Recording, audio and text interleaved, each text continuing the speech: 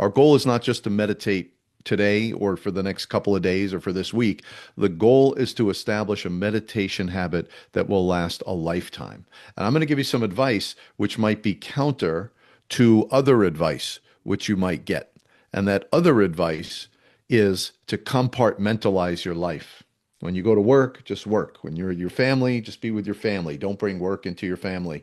When you're, exercising, you're just exercising. Okay. So I'm going to say the opposite. I'm going to say, don't compartmentalize. So when you're meditating, you're not just meditating. And when you go to work, let's say you meditate in the morning, then you drive and you go to work, let's just say. Okay. If you compartmentalize the meditation, the work, the family time, and the other things that you do, if when you compartmentalize that, you're not allowing the other things to flow. So, for example, I think something we can all understand, when you come home from work, you're not really with your family. You're with your family physically, your eyeballs are on the family, but inside you, unconsciously, forces are at work that are percolating all of your experiences, all the stress you might have had, all the experiences you might have had at work. So while you're with your family, unconsciously, subconsciously, you're still processing these past experiences. So you can't really be just with your family and have your mind focused on that. You can't really just be at work and have your mind focused on that. And as you know, when you meditate, it's hard to just be meditating and only focus on that. So I'm going to use this for the positive. So what we want to do is you want to meditate. You want to get into a meditative state, but don't end it when you stand up. Allow that meditative state to percolate through your day in all of your activities, when you're shopping, when you're cooking, when you're at work, when you're with your kids. You're not just a meditator and then wearing a different hat.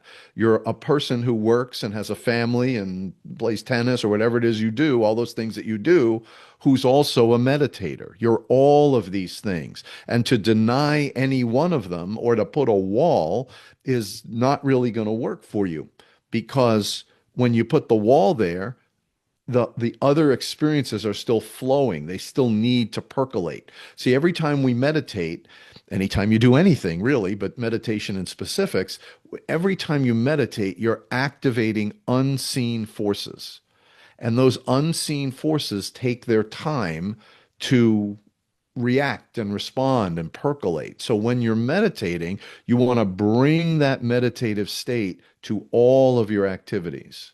When you rise to higher consciousness and you get this higher sense of awareness, the goal isn't how high you rise, it's how much of that experience can you bring back and weave into your daily life. So whereas you may have been told before, compartmentalize. When you're at work, I want you to be 100% at work. Well, obviously there's some truth to that. You can't be daydreaming while you're at work, but you've got to work, and that's important.